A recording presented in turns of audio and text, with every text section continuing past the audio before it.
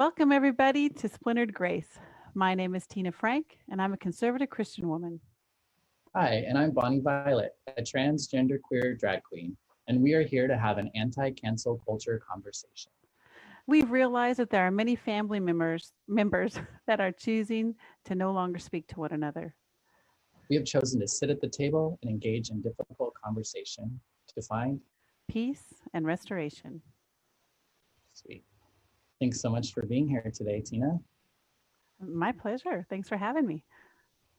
I'm excited for this conversation.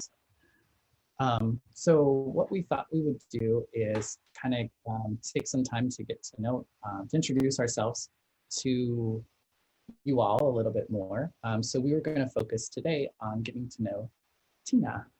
Um, what was that? I said, yay! Yay.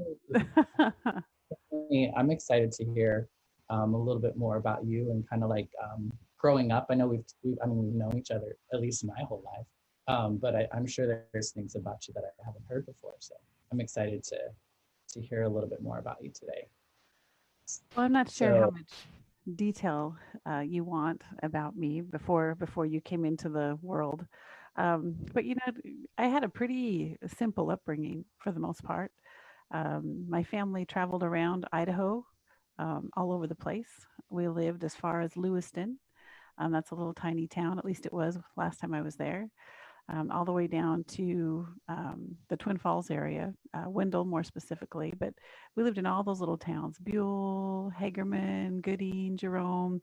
Anyone who's familiar with that area, we kind of were just all over the place. Um, we moved around a lot because my dad changed jobs a lot. My dad, your grandpa, was crippled, and so he had some physical challenges, and sometimes the job would get to a point where he couldn't do it any longer, or people didn't want the responsibility of having someone that I don't know, wasn't what they would consider normal or able to perform. And my dad was an awful hard worker. I remember him going to work when he didn't have a job and sitting in front of the office and with his lunch, and he would do that for days on end until someone finally found something for him to do. And so I remember hearing him and mom talk about all that stuff. So we moved a lot. Sorry, long way around a short story. But we landed in Wendell, Idaho. And it was a real adjustment for me personally because all those other times that we moved, we were kind of out country dwellers. Now, country dwellers versus city slicker, and you're going to laugh because the little city that we moved into had like, I don't know, 3,500 people. I think it's finally grown to like 5,000 now, Duane. yeah, 5,000 maybe. Yeah. I think it was around 3,000 when I was growing up there. Yeah. So yeah. So that made me a city slicker um, in comparison to living out on the farm. So my dad did all kinds of stuff. So I grew up on lots of different farms. Um, Helping alongside, doing extras, just doing different kinds of things. But I was really glad that we landed in a place where I could continue and move forward by the time I was in high school. I don't know. I know changing high schools can be challenging for young adults, and I was really grateful I didn't have to go through that. But yeah, so there's really not a whole lot um, exciting. I moved to Arizona as soon as I graduated, probably within a year, and I've been here ever since. So Arizona is my new home.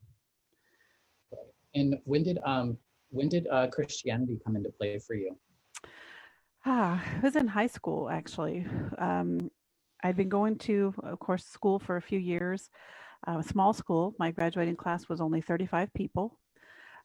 So it was everybody knew everybody's business and then some. And I actually started going to a little tiny church. Um, my goodness, it was a Free Methodist church, I believe. And it was funny because I only went there because my little sister, your Aunt Roxanne, was going and she was trying to earn points for her Sunday school class because you got points in your Sunday school class if you brought a guest. And if then they were going to have this big party or something at the end of the contest. So I came to help her. And then there was a cute boy in my class. So you know what that meant. I had to come back again and again and again. Turns out that cute boy wasn't there for me. He was there for another young lady who was in the youth group. But it was fun. So during that time, I committed my life to Jesus, and it's been a rocky road ever since. I So, mean, so yeah, so what does that mean by when you say like you gave your life to Jesus? What does that look like? Is there something you had to do for that, or yeah, thank you for helping me to clarify because I don't want to say things that people can't understand. During church one Sunday morning, our pastor was talking about um, someone that could love me even with all my brokenness and my craziness. You know, in high school, I had a lot of challenges trying to figure out who I wanted to be, who I was. People have ideas and perspectives and hopes, I guess, for me, and I was struggling with trying to figure all that out. And I just felt like I wasn't included or I wasn't a part of all of that thinking. And this pastor had shared, and it was someone that I'd gone to church for a few weeks because I kind of got to know him a little bit. So it wasn't a total stranger at this point. And he just shared about this amazing guy who could love me with all my crazy. Didn't care about any of it.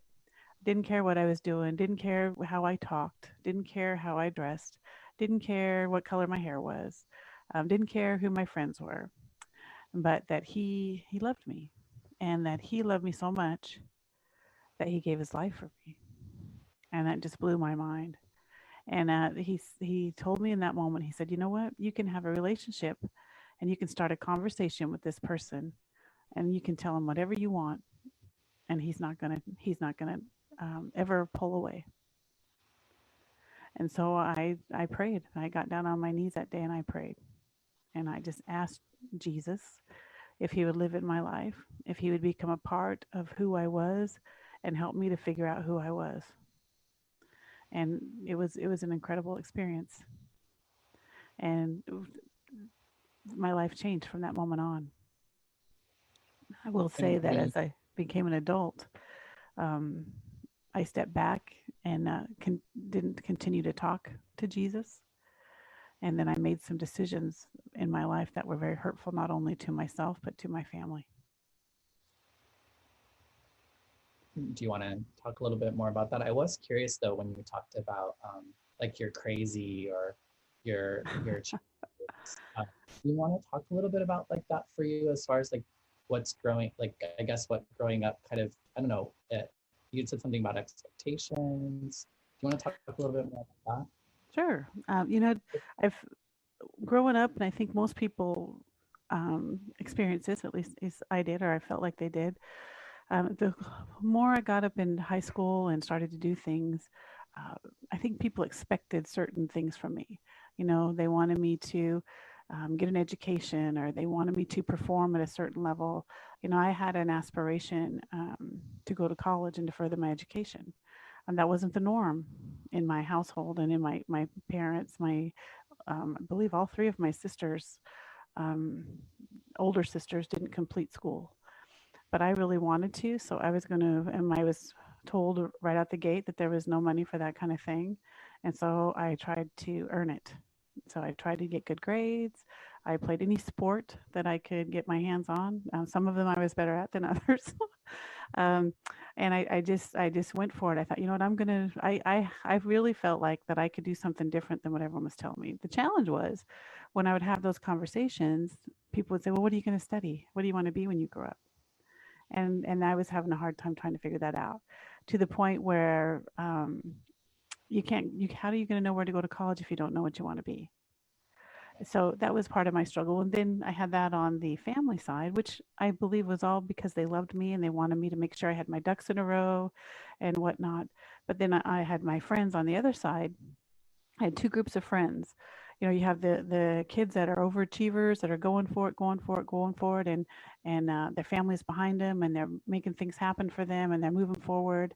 And then I have these other kids that I don't know, kind of seemed somewhat forgotten, that? and I was kind of in the middle. When I say forgotten, I mean these kids that weren't sure what they wanted to do, they weren't sure how they wanted to be. These were the kids that one day would come in with a persona of, I don't know what, a cowboy or a cowgirl, and the next day they'd come in with the persona of a punk rocker or whatever. They were trying to define or figure out who they were. You could tell. but there wasn't a whole lot of support for any of that. So for me, I was kind of mixing in both of those groups because I really didn't know who I was either. Um, I was blessed because I was able to. I was just outgoing enough that I could um, make people feel comfortable. You know, people could have a conversation with me. I was good at not telling everybody's business because I certainly didn't want them telling my business.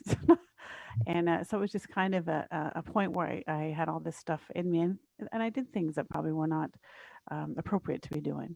I was not the wild and crazy party girl. I was the person that carted all those folks to make sure they got home safe. But I was out and about doing crazy stuff. But internally, I really was having a hard time with myself. Who am I? Do I really need to be this way? Do I really need to be that way? And I just couldn't find I don't know if a comfort zone would be the right word in all that until that moment.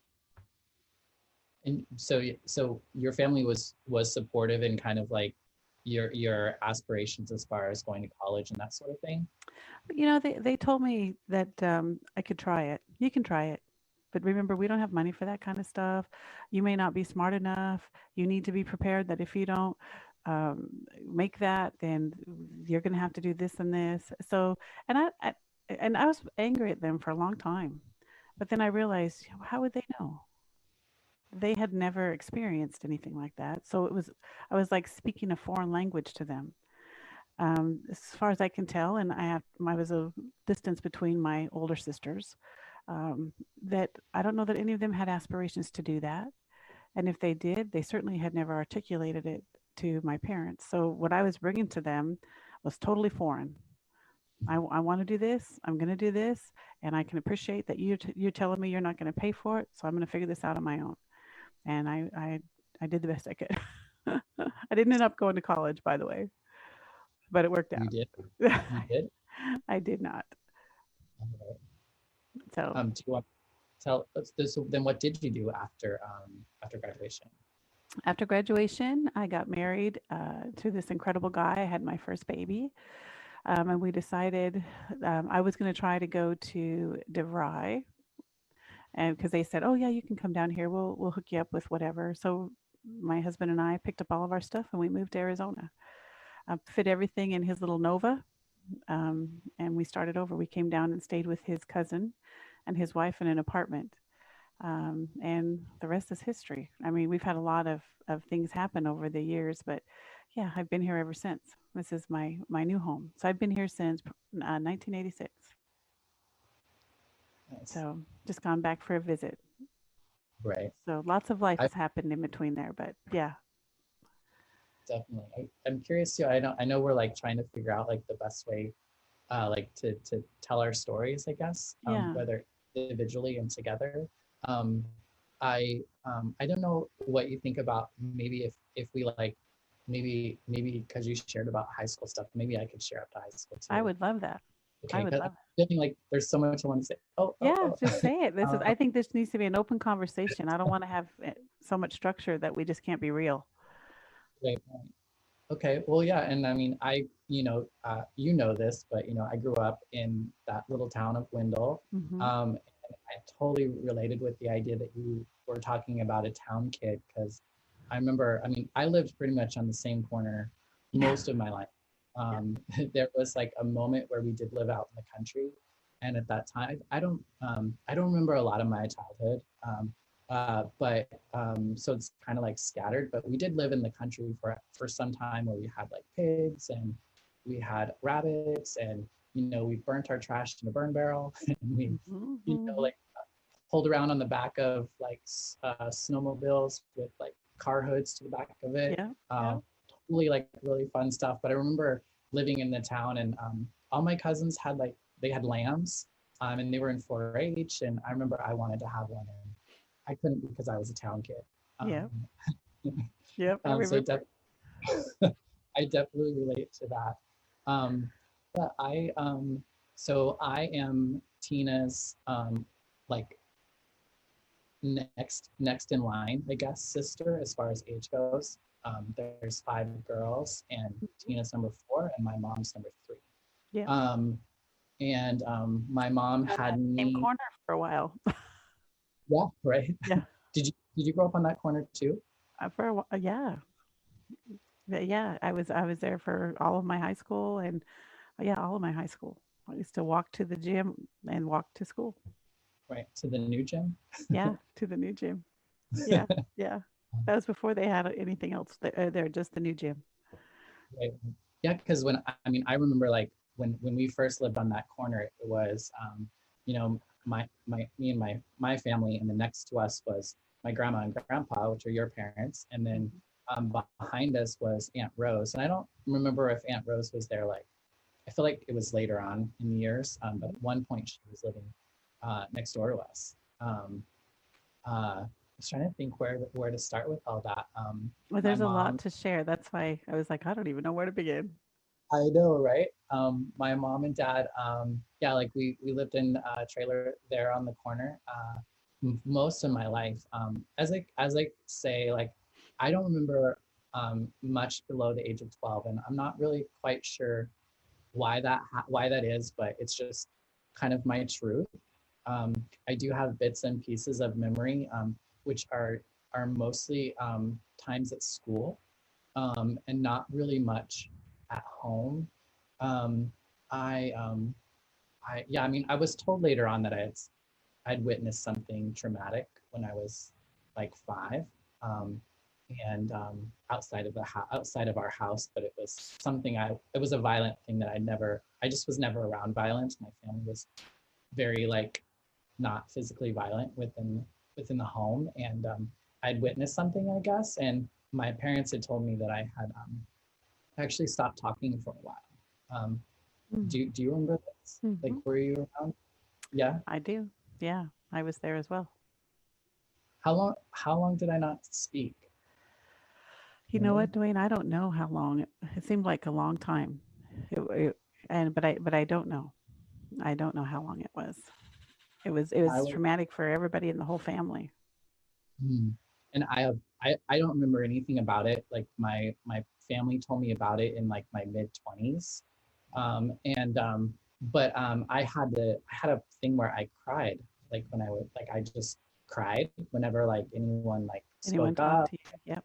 talked to me, and like Yep. and I and that went on even into my teen years, even into my early 20s. I was still very much like if there was any potential confrontation, somebody were to raise their voice, I would just automatically, it was like my body would just automatically start crying. And then it was Mm-hmm. a really difficult thing for my father to kind of handle, I think, because my dad, a lot of the times, all he had to do was like speak up to me even a little bit, and Yeah. I would just cry, and there was nothing I could do about it, and it would just upset him more, and then that would just upset me more because it was like I Yeah. had no control over it, and I really wasn't even sure why it was even happening. Um, but and yeah, so I mean, that was just something I remember my friends even telling me that I was the kid at school who cried, would turn red and cry. Like Yeah. that's just what I did. Yeah. I know that you started me at church. Mhm. I went to that Free Methodist church that you spoke of. Yeah. Do you remember how old I was when you first took me there? Oh, wow. Let me think. So I was going there from probably 82 to 85. So how old would you have been, Duane? I would have been like 3 in 82, so that'd be like Yeah. 3, 4 years Three, four old. years old. Yeah. So I used to put you in the back of my little Pinto and take you and a whole bunch of other kids. And we would go to church on Sunday mornings. And then we also would do vacation Bible school during the summer because that was a lot of fun. So yeah, so you were just a little guy, and we loved going to church. Both of us. We like getting dressed up. We liked seeing our friends. We liked being silly. It was just really a place where we could just be who we were. Yeah, You know. I really resonate with that too. Like I don't remember that time, but I've always had this feeling once, like when I was 12 is when I feel like I came to. But I had yeah. my other aunt Tina died on my dad's side, and I had a friend that was killed that year as well. Those were the first times that I recall feeling death, and for whatever reason, it was Mm, like after those situations, I have a little bit more memory. So I'm Wow. not sure why that is. Maybe it was just another kind of difficult thing that had to kind of like snap me out of it or whatever. But I just don't really remember much before that. But I remember having this feeling of like loving church Hmm. and loving you, and that you took me to church. Yeah. Um, We hung and out a lot when you were little because you were just easy. So I'm gonna take Duane. We're gonna go to Circle. No, we didn't have Circle K. What did we have down there? well, We didn't well have now it Maverick then either. We had something else. was Miller, like Miller's was like gas. Yes. Yeah. And Simmerly's. Simmerly's was a yeah. So we used to go down there all the time. Yeah. And I So mean, I relate. I mean, you were like, I mean, and I like, I just remember you were like, you were a hero to me, always were. mhm. Ever, I mean, my grandma Bonnie was my first hero. I don't remember her, but I know that I loved her to pieces from Yeah, what everyone she's a said. pretty awesome lady. Yeah, and she passed away when I was, I think, two. Yeah, you were little. Um, and and then like you were kind of like the thing for me that I remember being drawn to it was one, we had the church aspect, and I definitely related with that idea of like church was where I could just kind of like let loose and just relax. Like Hmm. felt like You were it's safe. where I was so yeah, and I felt safe. I could be social. It just for whatever reason I just felt better there because at school a lot like you, I wanted to get good grades and I wanted to get honors and I did wanted to do whatever I could so that I could get an opportunity to kind of do like what you did to hopefully go to college and because my family was in a very similar situation where they were very supportive of me They were very going. proud of you. When I would call home, they would say, "Oh, Dwayne's doing this and doing that, and he's doing this." So yeah, they were very proud of you. They still are very proud of you. Definitely, and they were very encouraging of like of like of me going to college or really whatever it was that I wanted. They were very like supportive of doing that, but kind of like you said, they like with your parents, they just didn't know how. They'd Yeah, never gone to college, they'd never done those things before, so they didn't really know how to like really show me how to do those things. And right. I wanted to do, I had always wanted. I had a really hard time growing up poor. um, I hate to say that because, but that's just the truth of it. I had Yeah. a really hard time with it, more so socially. Like at home, I was fine because I always had everything that I always had food, always had everything that we needed. Um, Hmm. uh, and the only thing that like I didn't have was like the coolest jeans or like the nicest Right. clothes or Right. something like that, which seemed really silly. Seems really silly now, but at that time it was something for me that I was really kind of like challenged by, I guess. Hmm.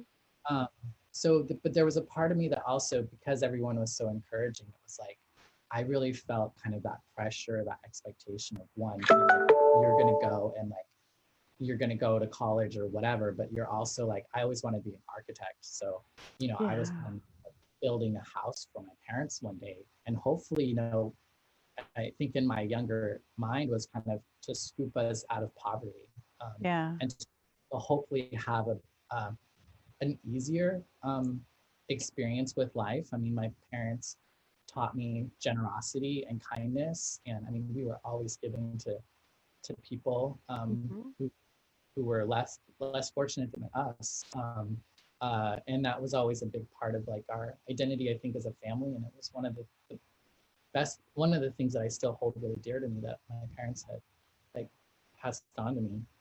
And Yeah. church was like, I was, I too like um, asked Jesus to be my Lord and Savior and had an experience of, being saved and got baptized. And I was super Yeah. active in drama and theater and Bible studies. And that's where I dated. It was like Yeah. it was a really fun kind of cool space, and I felt really cool, which I didn't feel anywhere else. My cousins were always a little bit cooler than I was. I was Oh, I think that's just perspective. total perspective, total Yeah, that's just perspective. yeah. It's interesting though how we kind of like see ourselves like as like especially as we're growing up, but Yeah. my parents weren't really church going folk, and so like I was kind of odd, I guess, Yeah. weird in that way with my family. Did grandma and grandpa go to church? Was No, that something you grew up with, or no, it was something they you got on your didn't. own? Yeah, they didn't go to church at all. They questioned my baptism. It was interesting, and only because they didn't understand. They were afraid that I asked them if I could get baptized, and I remember mom having a conversation with me that, oh, you should not join a church, because she was equating one with the other. You should not join a church until you find the guy you want to be with, so that you guys can do that together. Which, the heart of it was good wisdom. The difference was baptism is different than joining a church. And so when I sat down, and she said I could get baptized if, as long as I wasn't joining the church. I said okay. So that was the only time I think mom and dad came to church, was when I got baptized, and then again when I got married uh, in that building, because it was no longer a church. Yeah, I that makes me think of too. I remember my parents were always supportive of me going to church. They never, Oh yeah, my dad let me go, but they didn't go with me. and I remember coming home at one point and being like devastated. I came home from church and I was in tears and I was upset. And I remember my mom was like, "What is wrong with you?" And I was like, I don't, she's like, I'm like, you and dad. I was like, you and dad are such great people and you're kind and you're generous, but you're going to hell. Oh, And my mom's like, what? Well, you guys don't go to church, so you're going to hell. You haven't asked God to be your Lord and Savior or something like that. And my mom goes, how do you know I don't have a relationship with God? And I was like, well, you don't go to church, like, you know what I mean? And yeah, I don't remember any further how that where that conversation went, but I just remember having that idea of like, oh, I think that was maybe one of the first times that I thought I was, I guess, given mm, an opportunity to see that there might be a different way of yeah, having a relationship with God. yeah. Uh, and yeah, my mom was really, I thought she really handled that really well for me at that time because That's I was awesome. done. I was so conflicted because I was like, I'm hearing this thing, but I'm feeling this thing, and I don't understand. It's yeah. Yeah. Wow. Um, yeah. And so, like, I was able to get out of school. Like, I, graduated high school and moved out to Phoenix, actually, moved Yep. out, a little, moved in with you. Yeah. Um, and fairly similar. You went to a DeVry, and I also went to like, or did you make it? You were planning to. I And went I went one semester, and I realized that cubicles are not for me. right. 'Cause I had, I have too much I had personality for that. Anyone who knows me outside of this, yeah, the cubicles are not for me. you're like, I can't do this. Yeah. Yeah, I went to an architectural drafting school for a little while, and I too went halfway. I went about halfway through the program, and I was just like, this is taking all the fun and the creativity out of like building homes and stuff. Like I Yeah. wanted to look cool. I didn't really think too much about like what they would they They're would gonna stand stay standing or not. Yeah. on. So and then that's also too when I kind of got a call to like to go to Bible college and to be a youth pastor. But Yeah. I wanted you to talk a little bit more about kind of like, so you got to, when you got to Arizona, Yeah. um, you had Andrea by then. Yep. I had Andrea, and I was only here a few months when I got pregnant with Chantel. So Okay, my so my Andrea, my second daughter. when you moved, Chantel was in your belly. Yep. Chantel was in my belly. That's So right. yeah. Yeah. So when I got here, I didn't know that until after I started school, which is one of the reasons that I didn't continue. I didn't love it, and I was going to have a second child, and it's like, you know what, I've got to do something different. So my husband Daryl, my kids' dad at the time, very supportive. He came with me away from his family too, because he grew up in 10 miles from me in another little town, about 3,500 people. And so we came down here, and it was just like the whole world opened up. I remember us when we were driving, because again, we all had all of our stuff crammed in this little tiny Nova. And we came up to this, I don't know, it was like the last, I want to say hill, just based on my memory, but you could see all the lights of the city. It was just glowing up over the hills there.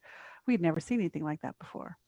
You know, we Twin Falls is big for us, but that was like overwhelming.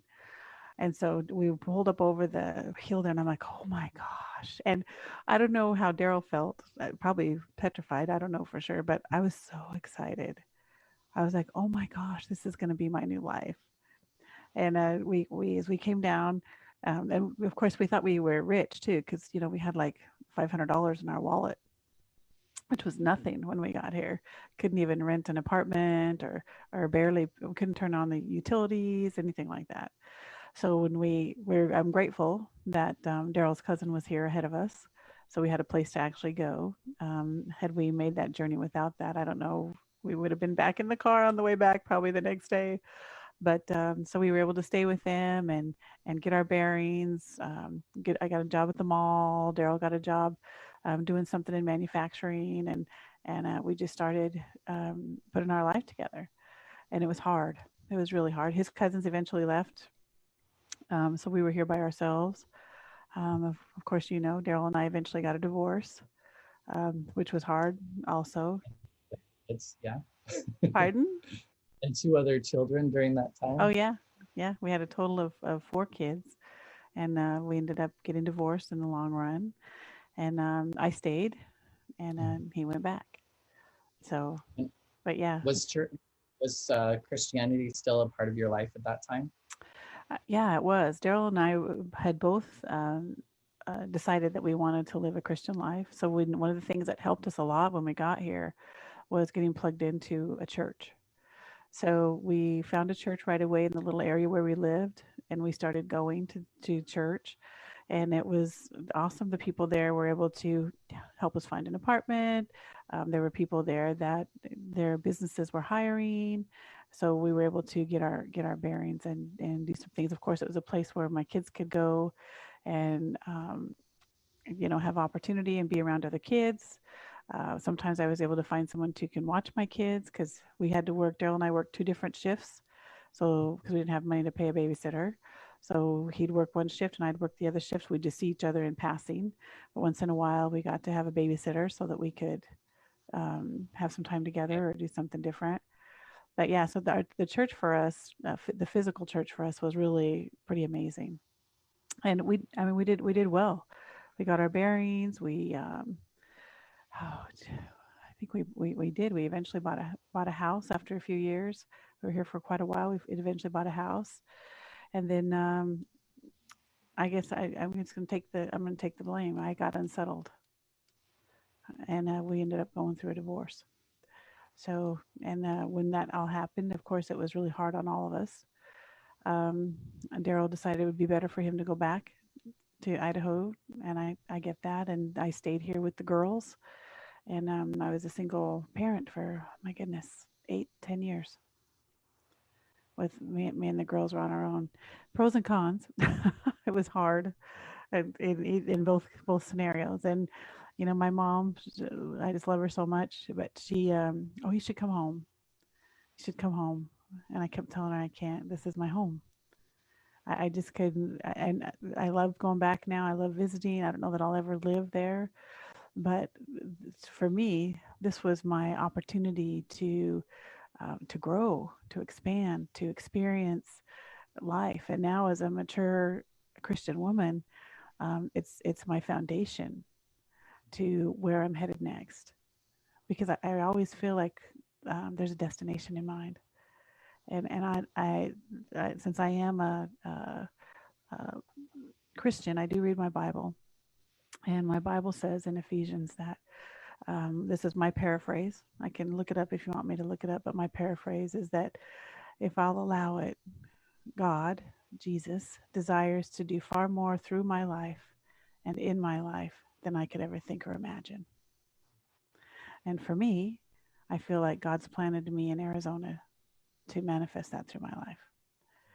And No, so that's always been very clear to you that Arizona is where you need to be.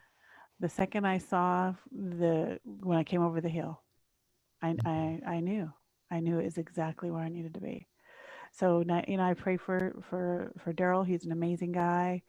He still interacts with our kids. I mean, he's a great dad. I think he's in Idaho right now, with Yeah. your parents actually. I think. Um, but yeah, I hope that for him, I mean, I don't know where he's at with what he's doing in life or what he wants to be when he grows up, but I hope that he was able to move forward and be hope he's living the life that he wants to live because that's what I'm doing. I'm living the life that I want to live. I I related with that that concept of like kind of going to Phoenix and like kind of being shocked about like Yeah. a new there's a new world. Well, you had at least gone to Boise once. I had never gone to Boise. That's true. I mean, I had lived in Boise for a few times when I got to like work in the House of Representatives. Hmm. That was a big deal. You know, I had a sponsor family. I took the bus, you know, See, places. I hadn't done any of those things when I got here. My first, well, the first that I knew of, I met my first lesbian on the bus when I was that age. I was a junior, senior. I was a senior in high school, and I Mm. remember I met my first lesbian woman on the bus for whatever reason. Yeah, yeah. But that was such a like yeah, it was a big deal. And you know, when we were young, we got to travel and to visit you and Daryl and Hmm. Hmm. when we were young, when we were like pretty young, we would Yeah. um maybe a couple of times. I'm trying to think how So old you were. I can't I, remember how old you were. I remember the drive there. I remember we listened to Tommy Rowe, which is like and sugar or what's that? Oh, sugar. Dun, dun, dun, dun. I don't know. I It don't was know. we listened to that tape like the whole time there. I don't know why. Singing and listening to that. So I do remember that. And then like you had a pool, which was like Hmm. we had never really experienced before. Um, but I had a little bit of a culture shock when I moved to Phoenix and was just like there were just so many people around all the time. All the time. I Yeah.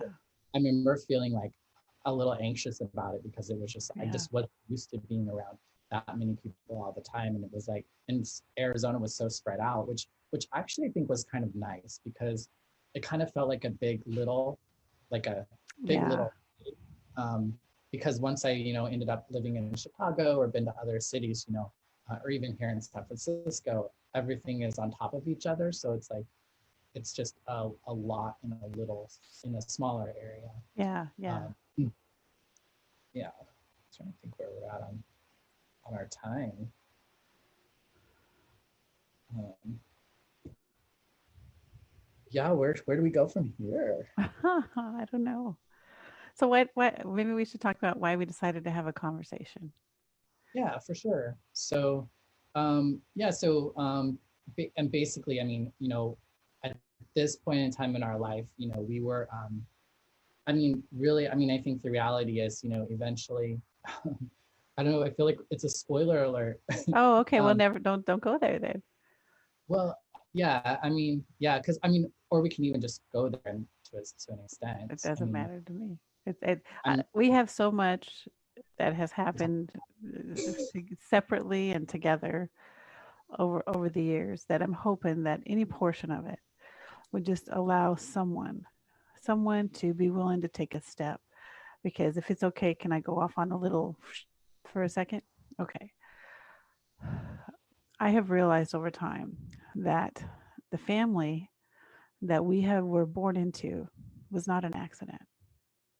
There's purpose in it. There's I believe being a woman of faith and a Christian woman, I believe that each one of us, every person alive, was created for a purpose.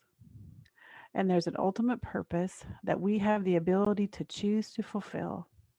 And the family that we were placed in is a part of that. Because the family that we have put those things, like you were saying earlier, your family kind of set the stage for you to be generous, to be a giver, to help people no matter what you had, and to set your need aside to embrace someone else's need. That's something that your family gave to you. Had you been put in another family, that may not be something that you would have. And so I have to believe that those things that we had, and no matter how much we want to think our families are broken or dysfunctional or we hate somebody or whatever it is, or how different we think they are, who cares? There's a purpose in that particular family. And so I am excited and I hope that anything that we share, be it the times that we had together, the times that maybe we didn't like each other, the times that, whatever, that someone would find something they can hold on to and they'd be willing to be the first one to make a call, the first one to write a letter, the first one to send a text. And maybe not even say, I want to see your beautiful face. Maybe it's I just want to say hi. Because I think when we can get back to that foundation of where we started, all those amazing things that we were destined for are back in motion, are back in motion. And they're going to be bigger and better than we can think or imagine. So that's kind of what I'm hoping comes out of our conversations, no matter how we decide to have them every time we get together. Yeah, me too. I resonate with a lot of that. I couldn't, for whatever reason, I couldn't hear the first part of Oh, it. I'm sorry. I probably talk too soft. My husband tells me all the time, you got to talk louder. Was noticing it was coming across. It was my internet connection went weird for a second, so it Okay. wasn't you. It was just on my end. But I did catch the end of it, and definitely, I mean, I think that's why. I mean, you and I have, you and I are now at a like we have a relationship that I probably would have thought I would have had with you when I was young. Um, Mm, and, as a younger adult and even into just a few years ago, I don't think it's a relationship I thought I would have been able to have with you. So and that's, I think, part of what, like, this is, I think, why it's important is that, like, we haven't got along always. We haven't always saw eye to eye, and and we've been able to, and in a lot of ways, I think we've I maybe hurt one another. And I know I was hurt really deeply by you, not in any way that was intentional. And like, as a grown ass person now, like, I can know that I held you to a crazy expectation. Like, you brought me to God, you brought me to church. You left home. Like, in a lot of ways, I like, I put a lot on you. And so, like, I think once I lost my relationship with you, because lost my relationship with you, that it kind of also caused me to stray away from God. mm. Um, and I'm sorry about that. ultimately, it caused me to actually get to a place where I could come to rely on God, which is not something I don't know that I did um, ever before. Um, I would say, like 12 years ago when I got sober is when I first came to rely on a higher power that, Yeah. well, at first, that was still a person that I had, a person who had been sober a little longer than me. He kind of became my higher power for a minute until he let me down. That's, Yeah. that's what we Yeah. do. Like, Yep. That's what we do. I mean, we're human. and then, and then that's where, at least for me, that's where, like, God came into place for me Yeah. again. Yeah. I'm not sure where we're at on time. I don't know if maybe we should, like, Wrap it up.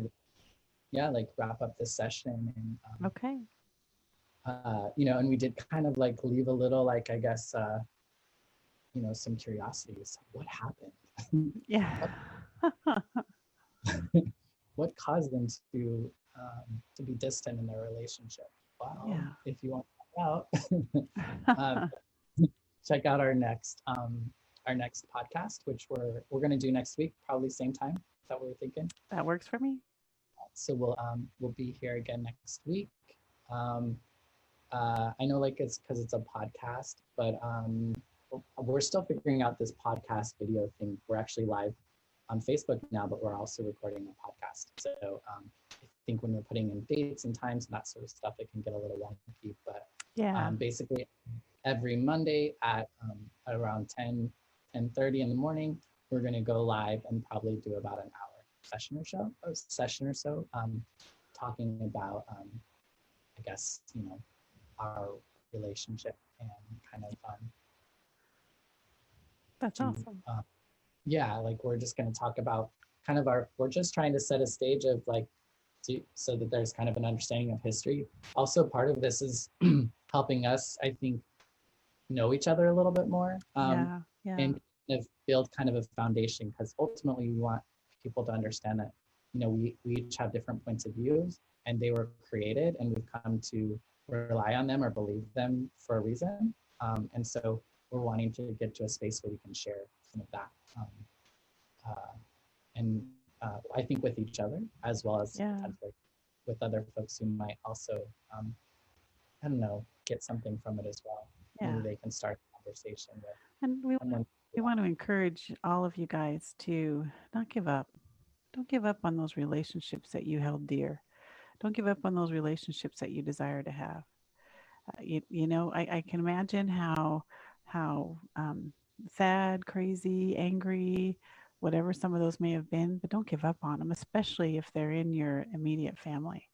There's so much to gain for you personally, for you to gain from them and from the world around them.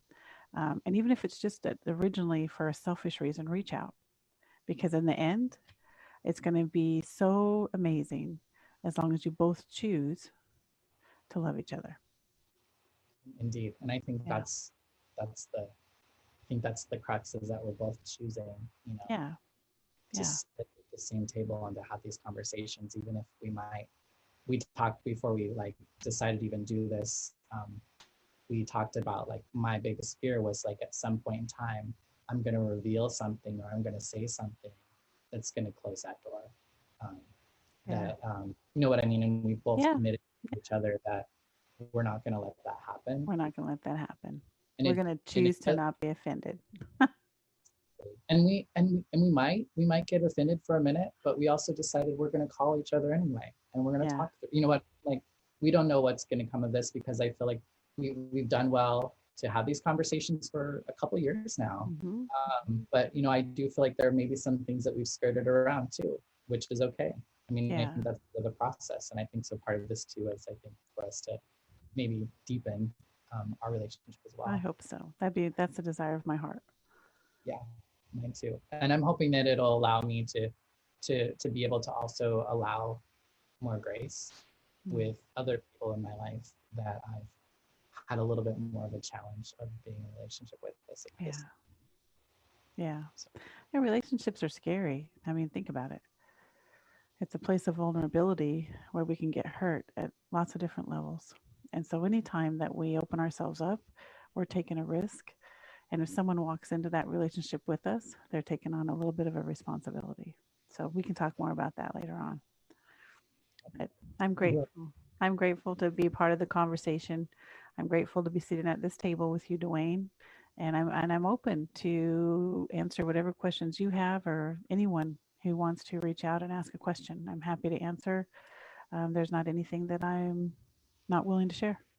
awesome, fantastic. I feel the exact same way, and we'll review any sort of questions or comments that have come over this last podcast. As you guys know, this is a new process for us, so we'll get Yeah, a little bit bear with us. as on. Bear with us, but join us next week, and we'll pick up where we left off. Take care, and Awesome. bye. See you, everybody. Have a great week. Splintered Grace Podcast is brought to you by a queer chaplain. Follow us on all of our social medias, Instagram, YouTube, and Facebook at a queer chaplain. Listen to us wherever you listen to podcasts. Subscribe, comment, like, and share. Feel free to tip us at Venmo, Bonnie Violet, and support monthly on Patreon. The song is original by Steven Sandnoff, The Chasm Between Us. Rest in peace, Steven.